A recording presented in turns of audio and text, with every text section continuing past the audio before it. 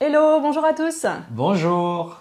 Alors, on voulait vous faire cette petite vidéo parce que suite à la webconférence de mardi, les 4 piliers du bonheur et du succès, on a reçu un appel d'Aurélie qui voulait avoir quelques renseignements sur le programme Un pas de géant. Et Aurélie, elle était vraiment pas bien et du coup, elle nous a raconté son histoire. Et cette histoire m'a touchée et donc j'ai proposé à Brian qu'on fasse une vidéo pour pouvoir parler de son cas. D'autant plus que je pense que c'est une problématique qui peut toucher beaucoup de personnes. Donc voilà, Brian, je vais te raconter un peu l'histoire d'Aurélie. D'accord. Donc Aurélie, elle est célibataire depuis quelques années maintenant. Elle aimerait beaucoup rencontrer quelqu'un.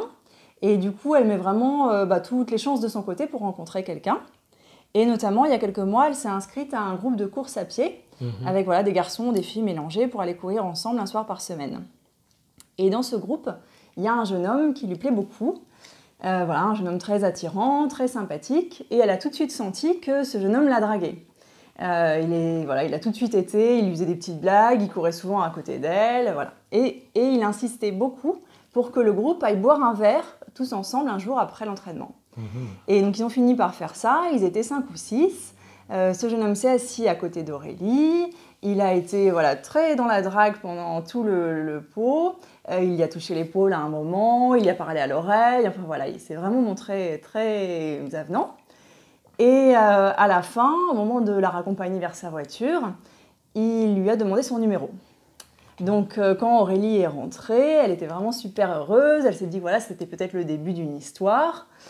Et puis depuis, plus rien. Le jeune homme, alors on ne peut pas dire tout à fait plus rien parce qu'il continue d'être très particulièrement gentil avec elle. Okay. Et il se montre, de temps en temps, il lui fait un compliment, il continue de venir parfois courir un peu à côté d'elle, de lui faire un peu des blagues, mais par contre, il ne l'a pas rappelé. Et donc au bout d'un moment, comme Aurélie, ça commençait à beaucoup lui tourner dans la tête, elle a décidé de prendre les choses en main et d'aller vers ce jeune homme, lui demander tout simplement pourquoi est-ce qu'il ne l'avait pas appelé, et essayer peut-être de faire un peu redémarrer les choses. Et donc là, le jeune homme, en fait, a fait un peu comme si de rien n'était. Il a dit que non, qu'il avait le numéro de tout le monde, que c'était pour ça qu'il y avait demandé son numéro, enfin tout le monde dans le groupe, il n'était pas particulièrement plus prévenant avec elle qu'avec les autres membres du groupe. Donc ça a été très dur pour Aurélie, elle n'a pas très bien compris s'il était tout à fait honnête ou pas. D'autant plus que depuis qu'ils ont eu cette conversation, le jeune homme continue à être vraiment un peu dans ce jeu de drague avec elle. Et plus le temps passe, plus ça fait souffrir Aurélie.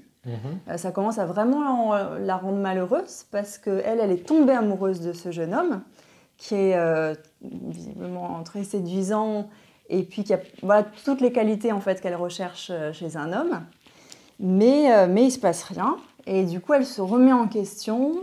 Elle se dit que peut-être en fait, il a menti sur sa situation sentimentale, que peut-être en fait, il est avec quelqu'un mais il ne l'a pas dit. Elle se dit que peut-être il y a quelque chose chez elle qui cloche. Enfin voilà, donc elle est vraiment très mal, d'autant plus qu'elle avait vraiment le bonheur à portée de main. Et puis là, elle continue d'aller dans ce groupe, mais finalement, ça la fait plus souffrir qu'autre chose. Et elle est dans cette situation depuis quelque temps maintenant. Elle aimerait en sortir. Étant donné que Aurélie souffre émotionnellement, ce qu'il faut faire ici et là, ce que la méthode Lambo vous conseille de faire, dès que vous vous retrouvez dans ce type de situation, c'est d'aller vers l'élément déclencheur. L'élément déclencheur, c'est le monsieur pour qui elle a un béguin, on peut dire ça comme ça. Comme elle souffre, comme il y a la douleur à l'intérieur d'elle, c'est à elle de provoquer la communication, mais avec une intention bien précise, qui est celle de diminuer la douleur qui est en elle. Et pour cela, la conversation doit être honnête, authentique et sérieuse. Elle doit aller avec des questions bien précises. Je souffre, je ne suis pas bien. Est-ce que tu vas continuer à faire ce jeu? À me chercher, à me lancer des regards? Est-ce que tu vas... Libère-moi, libère-moi. Je ne me sens pas bien. Elle doit être ferme, vive, mais avec amour. Elle ne doit pas faire peur au mec. Elle doit lui dire, je ne suis pas bien. Soit tu arrêtes ce jeu, pour que je passe à autre chose, ça demande beaucoup d'audace, d'humilité et qu'elle se mette surtout en mode compréhension pour accepter les réponses venant du monsieur. Parce que les réponses peuvent être désagréables.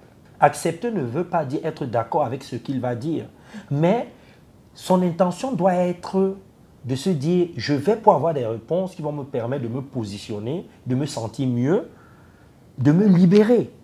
Et pour cela, ça passe par l'acceptation des réponses et par la sincérité. C'est à elle de créer cette énergie-là dans la communication. Il n'y a pas de hasard. Si Aurélie se retrouve dans cette situation, c'est parce qu'il y a quelque chose qu'elle doit régler. Bon, elle va s'inscrire au programme Un pas de géant. Un pas de géant, oui. Donc, je prendrai le temps de discuter avec elle pour savoir quel est le caillou dans la chaussure qui l'empêche d'avancer, d'attirer le type d'homme qu'elle recherche vraiment. Parce qu'il y a quelque chose qui fait en sorte qu'elle rencontre ce type de mec un peu joueur là. Parce que c'est ça qui se passe. En ayant une conversation honnête avec ce monsieur-là, elle pourra aussi aider ce monsieur à prendre conscience qu'il doit arrêter. Parce que les deux ont quelque chose à comprendre de la vie. C'est pour ça qu'ils se retrouvent dans ce type de situation tous les deux. Donc, c'est ce qu'il y a à faire. Merci, Brian. Ok, merci et j'espère que mes réponses pourront vous aider dans vos différents domaines de vie. Et à très bientôt. Bye bye. Bye bye.